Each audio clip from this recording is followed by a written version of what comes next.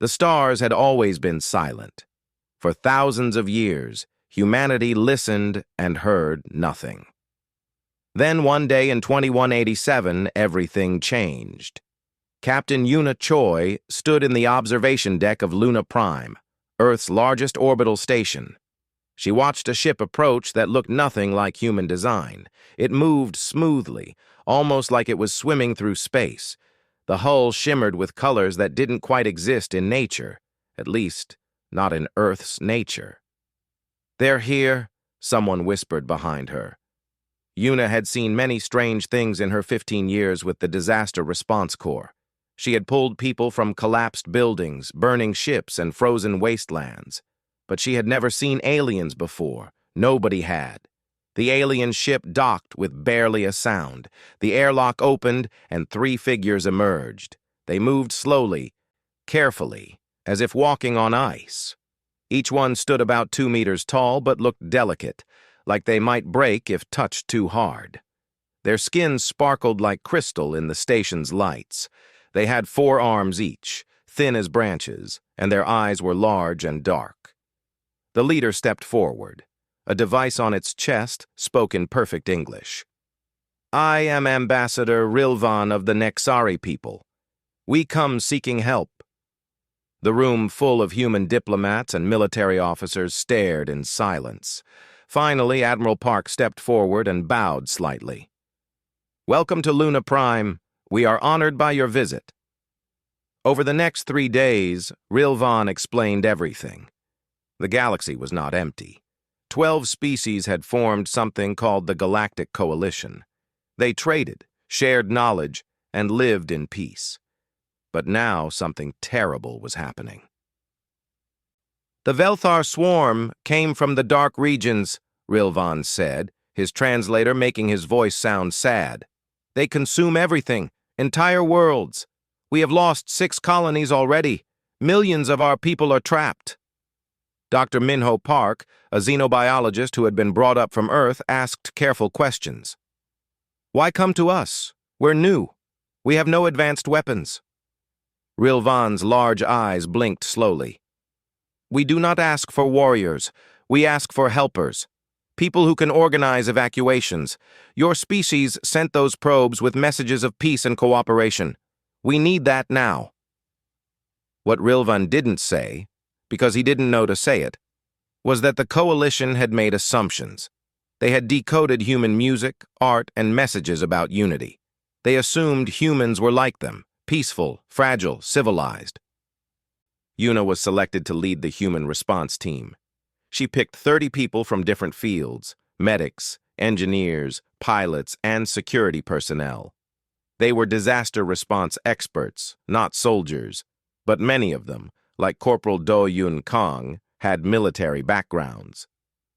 "Pack for extreme conditions," Una told her team. "We don't know what we're walking into." Hana Lim, one of their best engineers, raised her hand. "Captain, are we sure this isn't a combat situation?" "The coalition says they need evacuation coordinators," Una replied. "That's what we do best." When the coalition representatives visited Earth for the final preparations, things got strange. 3 Nexari diplomats came down to the Sol headquarters in a specially designed shuttle. They refused to leave it at first. "The gravity," one of them said through the translator, "it's so strong." Humans measured gravity at 1.0 g. It was normal. It was home. But for the Nexari, who evolved on a world with 0.6 g, Earth felt like wearing a heavy backpack all the time. Rilvan watched humans move around the facility. They walked quickly, ran upstairs, lifted equipment that weighed 50 kilograms like it was nothing. One technician jumped down from a platform 3 meters high and landed without injury. "Are all humans this strong?" Rilvan asked Minho quietly. Minho smiled. "Strong? We're pretty average compared to most Earth species." This confused Rilvan even more. The coalition ship that would carry them was called the Peaceful Dawn. It was large and comfortable, designed for research and transport. The human team boarded with their equipment. and the coalition crew stared at them nervously. "Is all this necessary?" the ship's captain asked, looking at the medical supplies. "Standard emergency kit," Do-Yun replied, not understanding why the captain looked worried. The journey would take 6 weeks. During that time, Yuna and her team learned about the coalition. They were peaceful species. Most had never experienced war before the Velthar came. Their idea of conflict was strong disagreement at council meetings. "How do you resolve disputes?" Hana asked one of the crew members during dinner. "We discuss until we reach agreement," the crew member said. His species, the Palaxian, looked like a tall blue bird. "Violence is illogical. It damages both parties." Hana nodded slowly. On Earth, violence was also considered wrong, but humans knew it sometimes happened anyway. They prepared for it. They trained for it. They had thousands of years of history teaching them that peace was something you had to protect.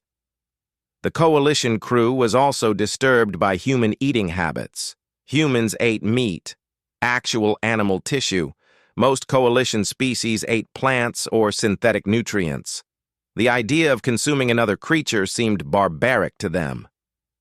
"It's how we evolved," Minho explained patiently. "We're omnivores. We eat many things." "Your bodies require so much energy," a Nexari engineer observed. "You eat 3 times what we do." "4 times, actually," Yuna said cheerfully. "We burn calories fast."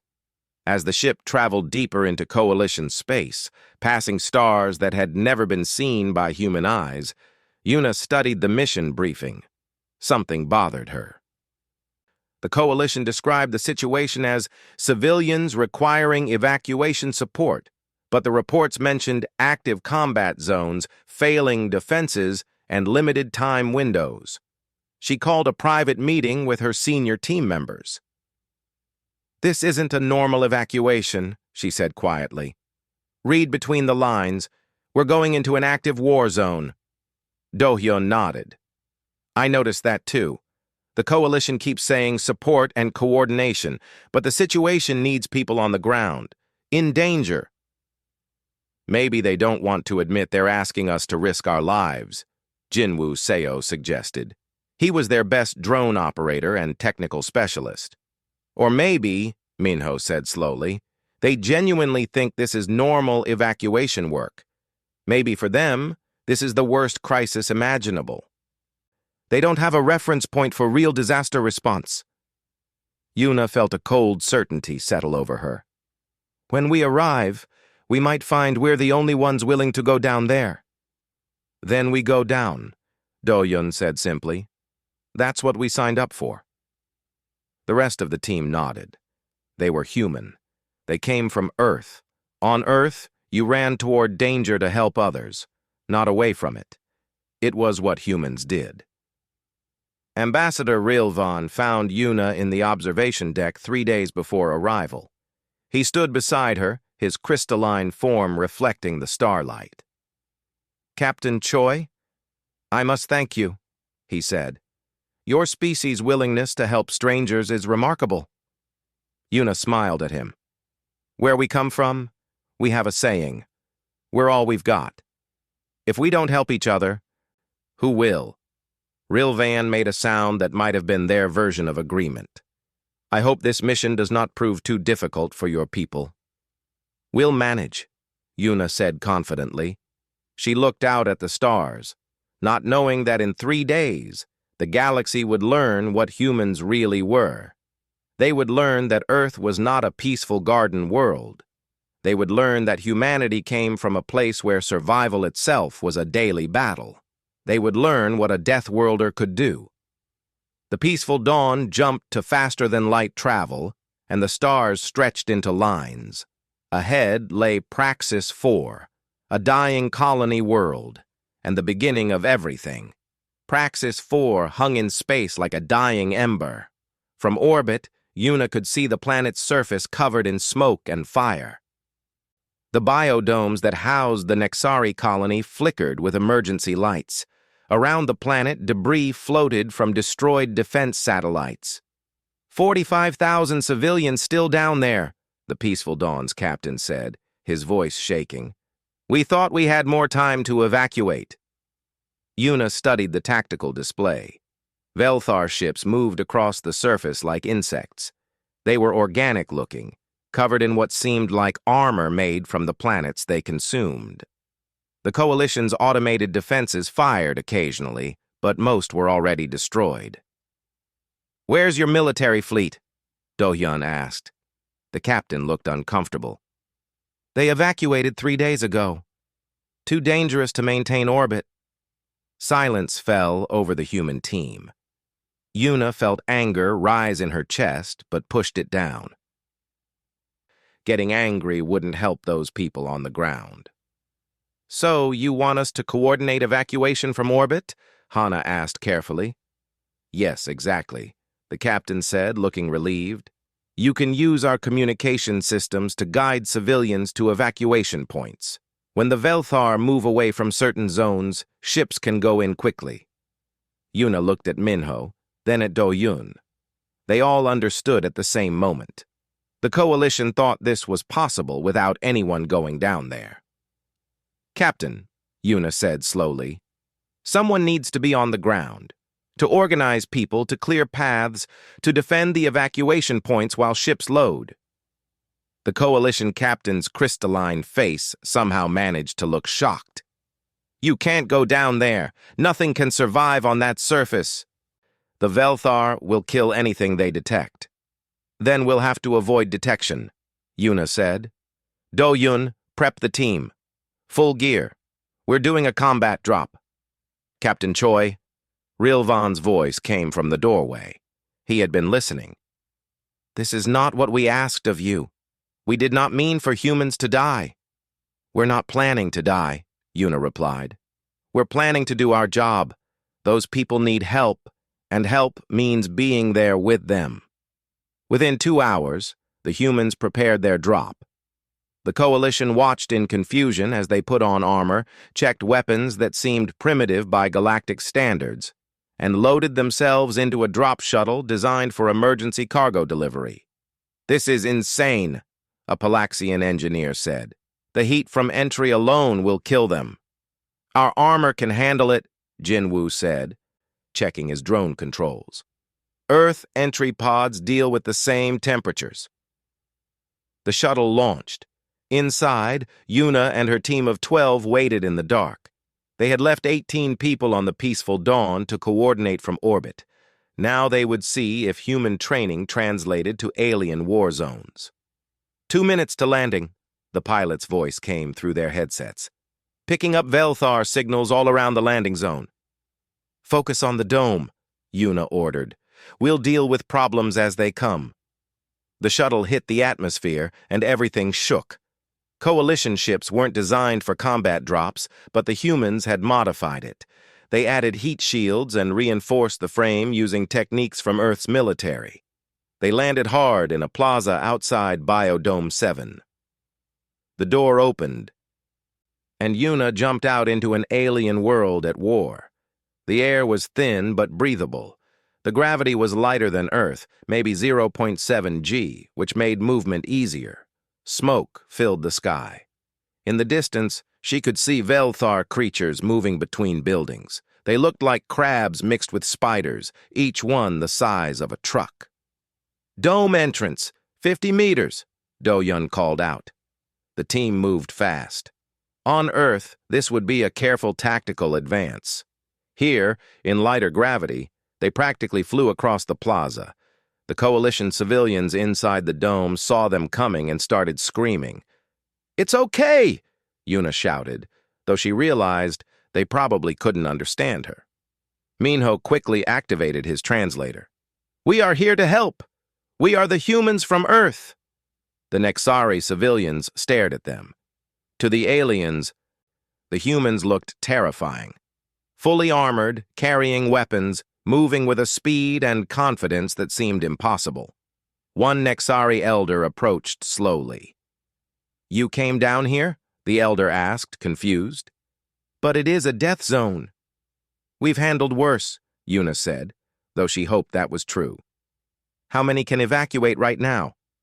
8,000 in this dome, but the Velthar control all paths to the landing pads." Una checked her tactical display. Jinwoo had already launched his drones, mapping the area. "We'll clear a path. Get everyone ready to move."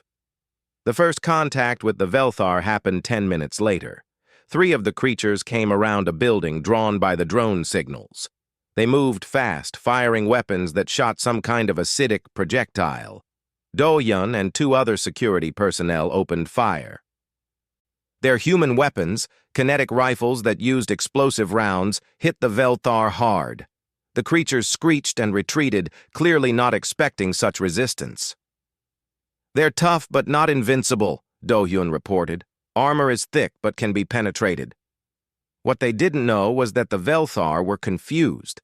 They had fought coalition species before. Those species used energy weapons that were clean and precise.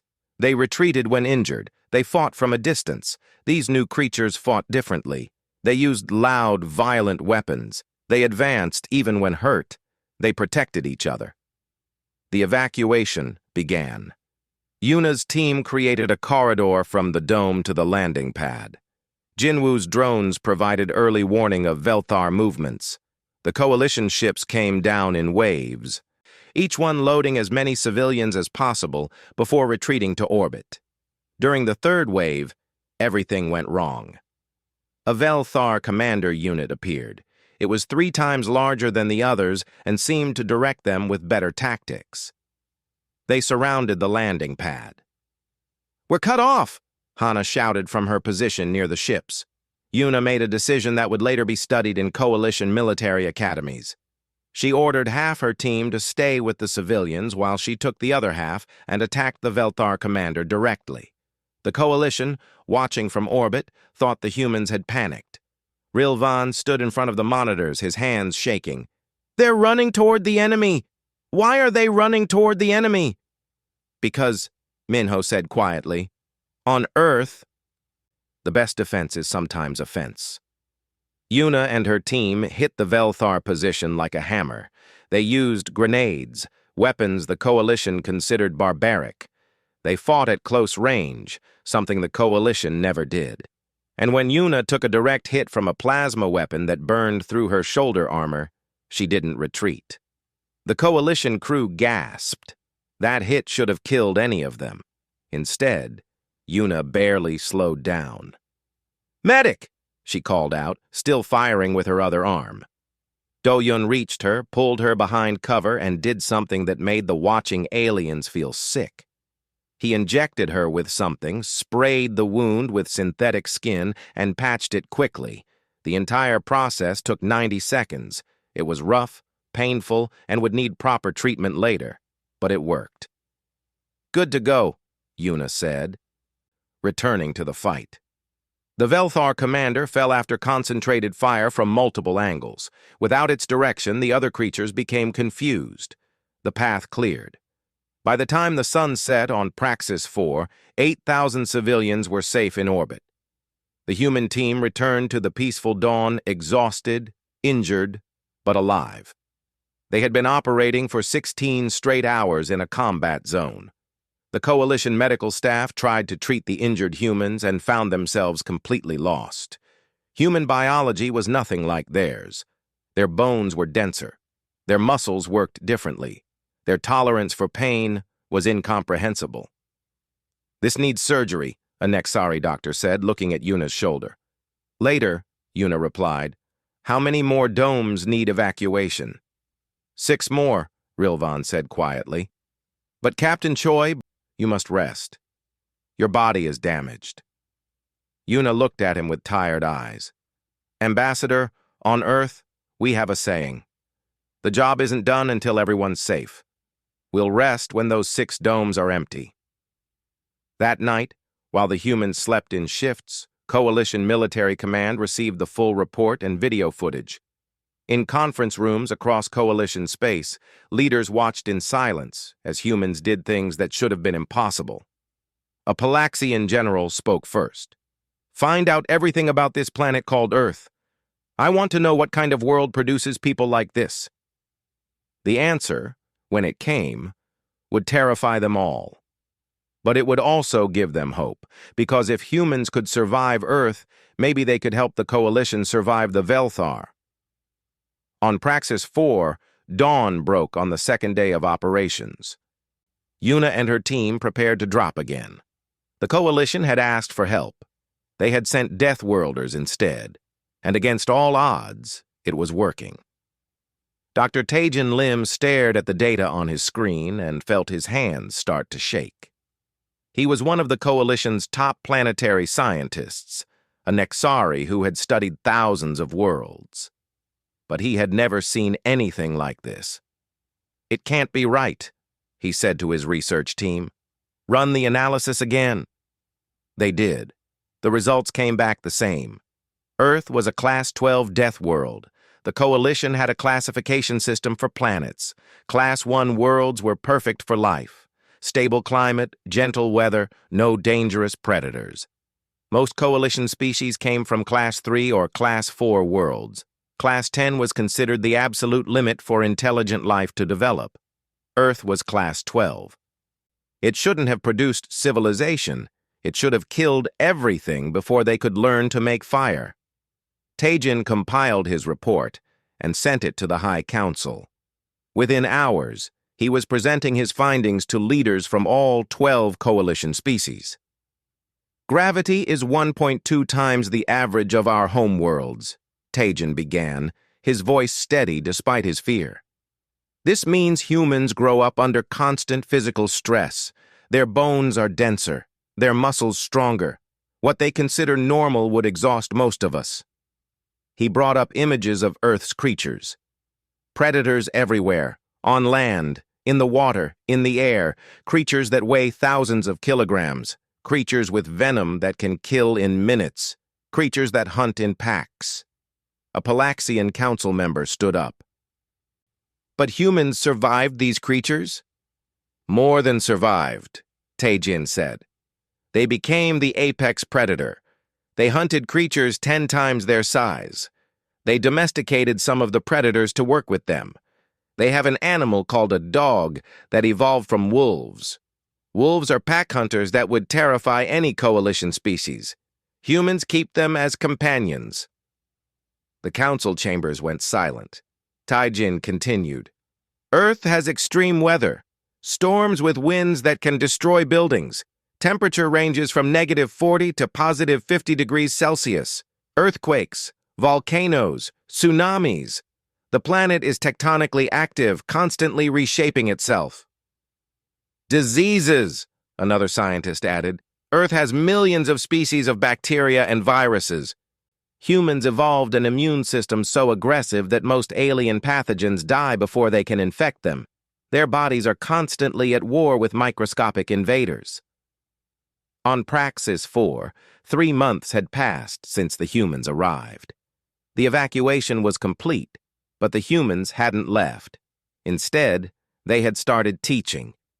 Una stood in front of 40 Coalition volunteers who wanted to learn human tactics. Most were young. All were terrified, but determined. "The first rule," Una said through her translator, "is that fear is normal. Don't fight it, use it. Fear makes you alert. It keeps you alive." A young Nexari raised one of his 4 hands. "But fear makes us want to run." "That's okay too," Una replied. "Sometimes running is smart, but sometimes you need to move toward the danger to protect others. That's courage. Not the absence of fear, but acting despite it." She took them through basic tactics: how to use cover, how to move in hostile terrain, how to work as a unit. The concepts were simple to humans, learned from millions of years of hunting and warfare. To the Coalition species, they were revolutionary. Do-hyun ran medical training. He taught Coalition medics things that horrified them: how to stop bleeding quickly, how to stabilize broken bones, how to work on patients while under fire. "This is barbaric," one Palaxian medic said, looking at the equipment. "These tools are so invasive." "They save lives," Do-hyun replied calmly. In combat, you don't have time for gentle treatment. You do what works and you do it fast. Hana worked with Coalition engineers to modify their equipment. Coalition tools were designed for careful, precise work in safe environments. Hana showed them how to build things quickly, how to make emergency repairs, how to improvise. "You're teaching us to break our own safety protocols," an engineer complained. "No," Hana said. "I'm teaching you to survive when perfect conditions don't exist. Sometimes good enough now is better than perfect later." Commander Hyejin Nam arrived from Earth with 200 more specialists. She was a career military officer, and she brought with her a full analysis of the Velthar threat. "They're not invincible," she told the Coalition military command. "They're predictable. They use the same tactics every time because those tactics work against you, but they won't work against us." She proposed something radical, a joint military operation to attack a Velthar forward base, not to defend, but to attack. The Coalition command was hesitant. "We don't attack, we defend our territory." "And that's why you're losing," Hyejin said bluntly. "The Velthar will keep coming until you make them afraid to come. You need to hurt them. Make them think twice." Rilvan, who had been on Praxis 4 the whole time, spoke up. "Commander Nam is right. I have seen what humans can do. We must learn from them." The operation was approved. 6 weeks later, a mixed force of 3,000 humans and 10,000 Coalition soldiers prepared for the assault. The target was a Velthar staging ground on an uninhabited moon. Pilot Sora Bay led the fighter squadron. She had modified Coalition fighters with human-style maneuvering systems. Coalition pilots flew carefully, avoiding unnecessary risk. Sora taught them aggressive tactics. How to use speed and surprise, how to break formations and reform quickly. The Coalition pilots were terrified but excited. Flying like this felt dangerous and alive. The assault began at dawn. Human dropships went in first, drawing Velthar fire. The creatures swarmed to meet them, just as Hyejin predicted. Then the Coalition forces hit from 3 other directions at once. It was the first time the Coalition had used a coordinated multi-vector attack. The Velthar couldn't respond to threats from all sides. Their strength was overwhelming force from one direction. They didn't know how to handle human-style tactics. Lieutenant Yoonji Song led an infantry unit of 50 humans and 200 Coalition soldiers. They pushed into the Velthar base, fighting through corridors and chambers. The Coalition soldiers wanted to retreat multiple times when they took casualties. "Hold the line!" Yoonji shouted. "We don't leave people behind!"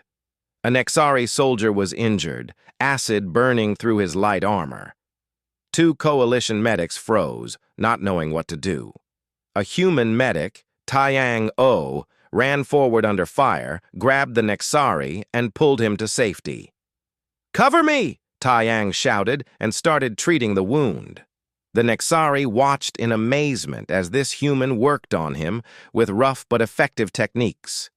The burning stopped. The pain became manageable. Taiyang gave him an injection. "You can still fight," Taiyang said. "Stay with your unit." The Nexari soldier stood up, picked up his weapon, and rejoined the line. Around him, his fellow Coalition soldiers saw what happened. They saw that injuries didn't mean the end. They saw that humans wouldn't abandon them. Something changed in that moment. The Coalition forces stopped thinking about retreat. They pushed forward. The Velthar base fell after 11 hours of fighting. It was the first major victory against the Velthar in 2 years. More importantly, it proved that the Velthar could be beaten. Back on Coalition worlds, the victory was celebrated. But in quiet rooms, scientists and leaders discussed the implications. Humans were not just stronger or tougher. They thought differently. They approached problems differently. They had something the Coalition had lost long ago in their peaceful existence. They had the mentality of survivors. Minho published his research on human psychology. It became required reading for Coalition leadership. He described concepts that seemed obvious to humans, but were revolutionary to the coalition. Pack bonding, protective instincts, the willingness to sacrifice for others, the refusal to give up even when logic said there was no hope. Humans evolved in constant danger, Minho wrote. Every generation faced challenges that killed the weak. But this didn't make them cruel. It made them cooperative. They learned that working together was the only way to survive. They learned that protecting the group meant protecting yourself. 6 more operations followed over the next year. Each time, human tactics proved effective.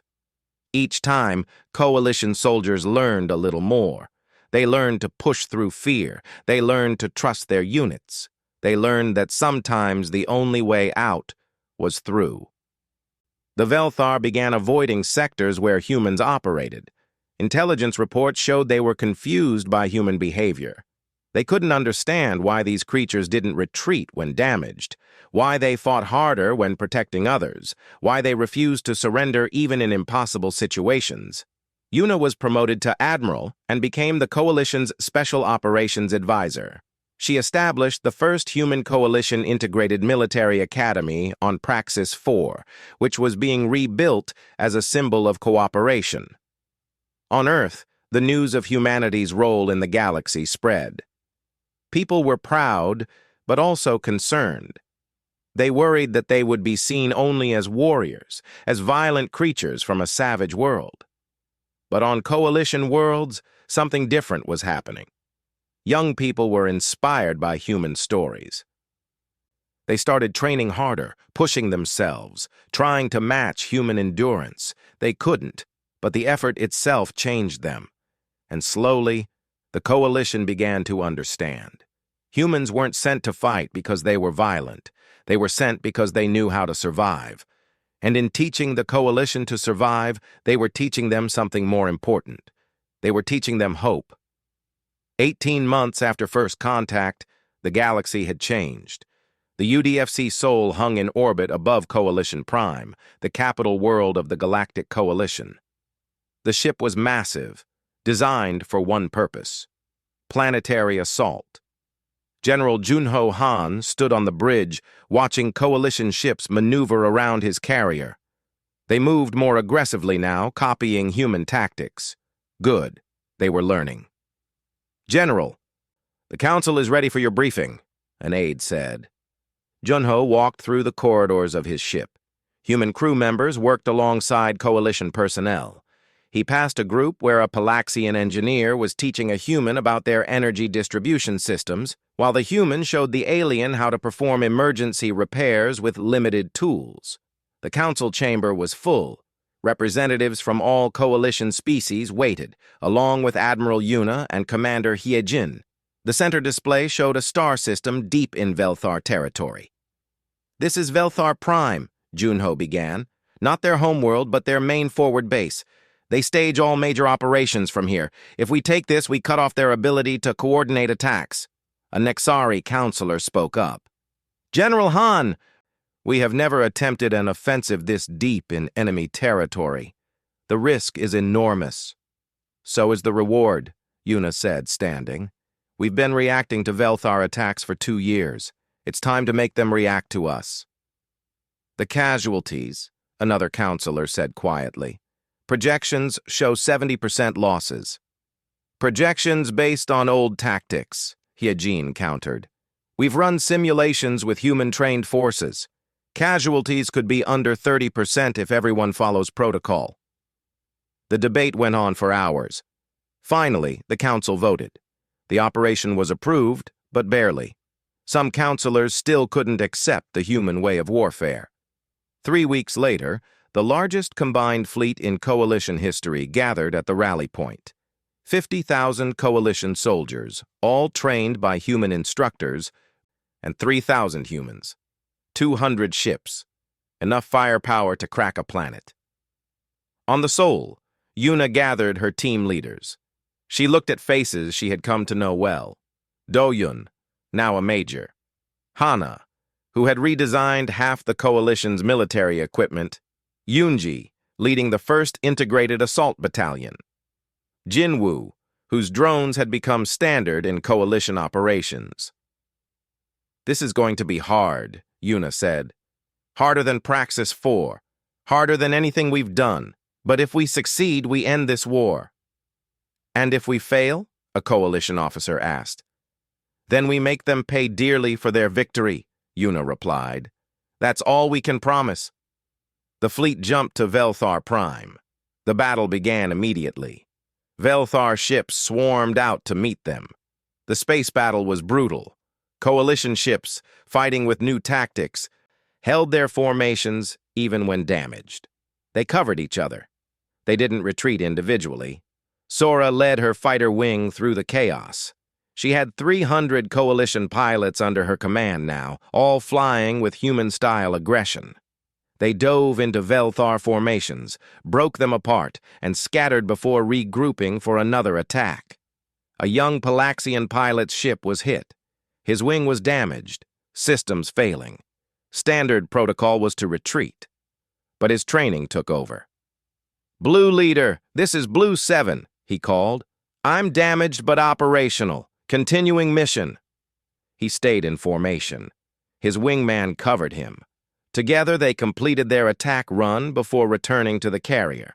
On the ground, the assault was even worse. The Velthar had fortified their base. The initial landing zones were death traps. Human dropships hit first, absorbing fire and marking targets. Coalition forces came next, using the intelligence to strike weak points.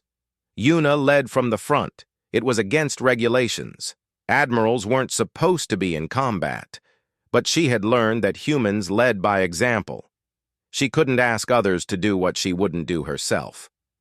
Her unit pushed through the outer defenses. Velthar warriors met them in close combat. These were the elite defenders, bigger and stronger than the ones they had fought before, but they still fought the same way, straightforward, aggressive, predictable. "Split formation," Yuna ordered. "Delta team, flank left. Echo, suppress center. We're going through." The coalition soldiers executed the maneuver perfectly. They had drilled it 1,000 times. The Velthar couldn't adjust fast enough. The line broke. Dr. Minji Kwan worked in a forward medical station. She was a biologist, not a combat medic, but she had discovered something important. Earth bacteria affected Velthar biology. Their immune systems couldn't handle it. "We can weaponize this," she had told the command staff before the mission. Now, human medics carried specially designed aerosol dispensers. When Velthar concentrated in an area, the humans released clouds of modified Earth bacteria. Nothing that would harm coalition species, but deadly to the Velthar. It wasn't fair, it wasn't honorable. But as Do-Yun had said during planning, war isn't about being fair. It's about winning so peace can happen. The coalition had been uncomfortable with this at first, but they accepted it. They were learning that survival sometimes required hard choices. Unji's battalion reached the central command structure. This was the heart of the Velthar operation. Taking it meant controlling the entire base, but it was also the most heavily defended position. "We need to hold this corridor for 11 hours, Unji told her troops. "Relief forces are fighting their way to us, but they need time. Can you do it?" Her battalion consisted of 48 humans and 300 coalition soldiers. They looked at her. Some were terrified, some were determined. All of them had trained for this. "We hold," a Nexari soldier said. Others echoed him in their various languages. The Velthar counterattack came in waves. For 11 hours, Unji's battalion fought. They ran out of ammunition and used Velthar weapons taken from the dead. They ran out of medical supplies and improvised. Coalition soldiers were injured and kept fighting. Humans were injured and kept fighting. Taiyang worked non-stop, treating both humans and aliens. His hands shook from exhaustion, but he didn't stop. A Nexari soldier with 3 broken arms refused to evacuate. Taiyang splinted the arms and put the soldier on supply duty. "You can still help," Taiyang told him. "Different role, Same mission. Watching from orbit, Rilvan saw the tactical displays update. He had been given an observer role in this operation. He watched as human and coalition units fought side by side, their indicators showing casualties mounting, but positions holding. "They're not retreating," he said in wonder. "Even when the logical choice is retreat, they hold." "That's the human influence," Junho said beside him.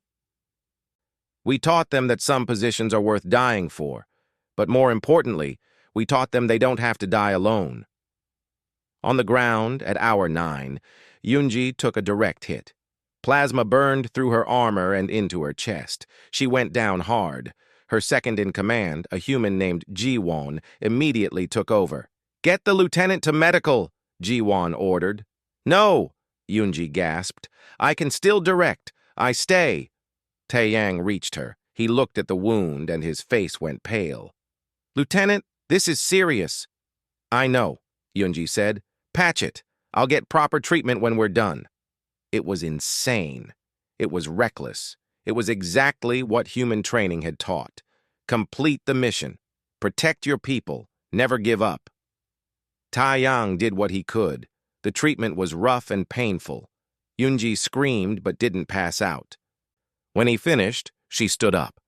"Status report," she demanded. Around her, coalition soldiers stared in disbelief. This human had been critically injured and was still fighting. If she could do it, what excuse did they have? The battle turned at hour 10. Relief forces broke through the Velthar lines and linked up with Yunji's battalion. Fresh troops, fresh supplies. The Velthar commander unit emerged to try to push them back. Yuna was with the relief force. She saw the commander, the same type that had nearly killed her on Praxis 4. This time, she was ready. "All units, concentrated fire on the commander," she ordered. 50 weapons fired at once, human kinetic rounds and coalition energy weapons combined. The commander's armor held for 3 seconds, then it cracked, then it shattered. The Velthar base fell at hour 13. Casualties were heavy. 300 coalition soldiers dead, 27 humans dead, hundreds more injured. But they had won. More importantly, they had proven something. The coalition could fight. They could win. They weren't helpless anymore. The victory celebration was muted. Too many had died. But in the medical bays, something beautiful happened.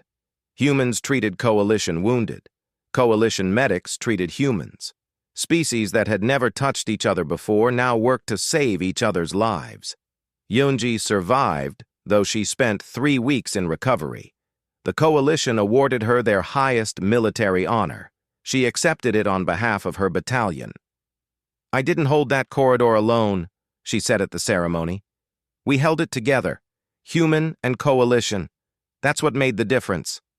Back on Earth, the news of the victory spread. But so did the casualty lists. 27 names, 27 families receiving terrible news. Some people protested. Why were humans dying for aliens? But most understood. Humanity had joined something bigger than themselves. They had become part of a galactic community, and communities protected each other. The Velthar began avoiding human-led sectors entirely. Intelligence suggested they were reconsidering their entire strategy. The species they thought would be easy prey had become their worst nightmare. The tide of the war had turned. The coalition was no longer just surviving. They were fighting back, and they were winning. 3 years after first contact, Admiral Yuna Choi stood in a place she never expected to be. The Peace Summit Hall on Neutral Station Alpha, meeting with a Velthar diplomat. The Velthar representative was smaller than the warriors, with fewer combat modifications. Its translator gave it a deep, rumbling voice. "We did not expect to lose." "No one expects to lose," Yuna replied calmly.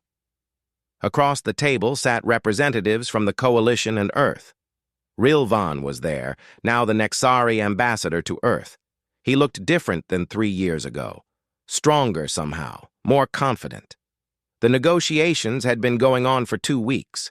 The Velthar wanted to end the war, but on terms that preserved their dignity. Humans understood this. Earth had thousands of years of peace negotiations to draw from. "You attacked because you thought we were weak," Junho said. He had been promoted to Supreme Commander of Coalition Defense Forces. "You were wrong. We attacked because we need resources," the Velthar diplomat said. "Our species grows quickly. We must expand or die." Minho leaned forward. He had spent the last year studying Velthar biology and culture.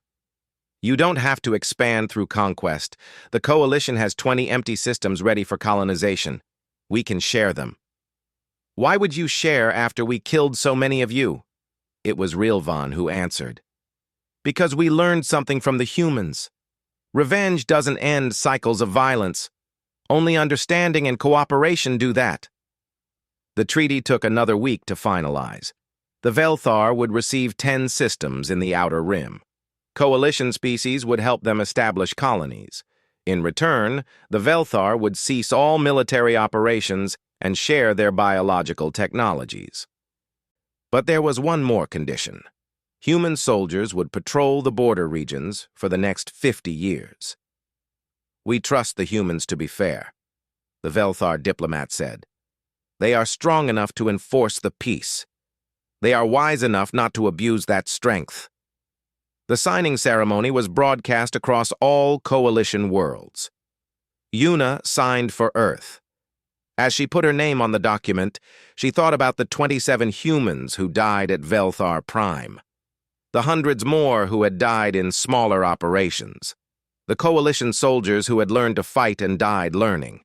Peace had a price, but war's price was always higher. Back on Earth, in Seoul, a memorial was being built. It listed every human and Coalition soldier who had died in the war. The names were written in multiple languages, human and alien characters side by side. Do-Yun attended the groundbreaking ceremony. He was retired now, teaching at the Coalition Military Academy on Praxis 4. His students were from 6 different species, all learning human tactical doctrine.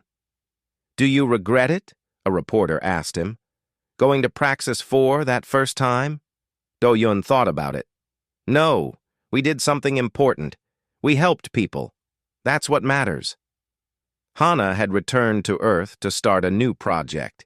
She was designing hybrid ships that combined Coalition technology with human engineering principles. Her team included engineers from 8 species, all working together. "The best designs come from combining perspectives," she told her team. "Coalition tech is elegant and efficient. Human tech is robust and adaptable. Together, we can build something better than either could alone." Yunji had stayed in the military. She commanded an integrated battalion now, training on a Coalition world. Her soldiers loved her. She was tough but fair, demanding but caring. Very human qualities. One day, a young Palaxian soldier came to her office. "Commander, I have a question. Why do humans care so much about people they don't know?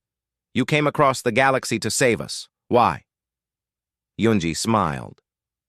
"On Earth, we have many nations, many cultures. But we learned something over time. We're all connected. What hurts one of us hurts all of us. When the Coalition called for help, we answered because that's what you do for friends. And you became our friends the moment you asked." The Coalition had changed fundamentally in 3 years. Their military was stronger, yes. But more than that, their culture had shifted. They had learned that safety didn't come from avoiding all risk. It came from being strong enough to face risks and overcome them. Young Coalition citizens now trained in endurance sports. They pushed themselves physically in ways their ancestors never had. They couldn't match humans, but they didn't need to. They just needed to be better than they were. Universities across Coalition space offered courses in human psychology, history, and philosophy. Students studied Earth's literature, trying to understand where human resilience came from. They read about humans facing disasters and helping each other. about humans exploring dangerous places because curiosity demanded it, about humans sacrificing for causes they believed in. They could have evolved to be selfish, one professor said. Their world was so dangerous that looking out only for yourself would seem logical. But they evolved the opposite way. They became more social, more cooperative. Because on Earth, you survive together or you die alone. Minho published his final book on human coalition relations. It became a bestseller across both human and coalition worlds. The last chapter was titled, What We Learned from Each Other. Humans learned patience from the coalition, he wrote. We learned to think before acting, to consider consequences, to value peace over victory. The coalition learned courage from humans. They learned that some things are worth fighting for, that fear can be overcome, that hope can survive even in darkness. On Praxis 4, the rebuilt colony had become a symbol. Half the population was Nexari, the original inhabitants. A quarter were humans who had stayed after the war. The rest were from various coalition species who wanted to live in a mixed community. Children played in the parks where battles had once raged. Human kids played with Nexari kids, inventing games that worked with different body types. They were growing up thinking that multiple species living together was normal. Yuna visited often. She had established a foundation that helped coalition species visit Earth and humans visit coalition worlds. Cultural exchange, she believed, was as important as military alliance. On one visit, she met with a group of young Nexari who wanted to join the coalition defense forces. They looked at her with admiration. Is it true you held a position for 16 hours when you were injured? One asked. Yuna laughed. Stories get exaggerated, but yes, I stayed at my post when I was hurt. That's the job. We want to be like you, another said. Then be brave, Yuna told them. Be kind. Protect the weak. Never give up. Those are the important things. The rest you can learn. Rilvan had moved to Earth permanently. He lived in Seoul and served as the official cultural ambassador to humanity. He loved Earth, despite the heavy gravity and dangerous wildlife, or maybe because of them. I understand now why humans are the way they are, he told an interviewer. When I first came here, I was terrified. Everything could kill you. The weather, the animals, the diseases. But humans face all this and still find joy. They hike in mountains that could avalanche. They swim in oceans with predators. They live on fault lines that could earthquake, and they do it with smiles. That's not recklessness. That's extraordinary courage. On a quiet evening, Yuna and Rilvan sat in a garden in Seoul, watching the sunset. 3 years ago, they had been strangers from different worlds. Now, they were friends. Do you ever regret asking Earth for help? Yuna asked. Every day, Rilvan said softly, because I regret that we waited so long. Think of how many could have been saved if we had found you sooner. Or think of how many were saved because you found us at all, Yuna replied. A message came through on Yuna's comm. She read it and frowned. There's a distress call. Unknown species in Sector 7. They're being attacked by raiders. What will Earth do? Rilvan asked. Yuna smiled. What we always do. We'll answer the call. Across Earth, recruitment centers saw a surge of applicants. The Coalition Defense Forces needed more humans for the new mission. Young people lined up, eager to serve. Some people still didn't understand. Why risk human lives for more aliens? But most did. Humanity had learned something important in the last 3 years. They weren't alone in the universe, and being part of something bigger than themselves gave their lives meaning. The human ship that launched toward Sector 7 was named the Hope. It carried 200 humans and 300 Coalition soldiers. They were ready for whatever they would find. On the bridge, Captain Ji-won Kim looked at her crew. Humans and aliens working side by side.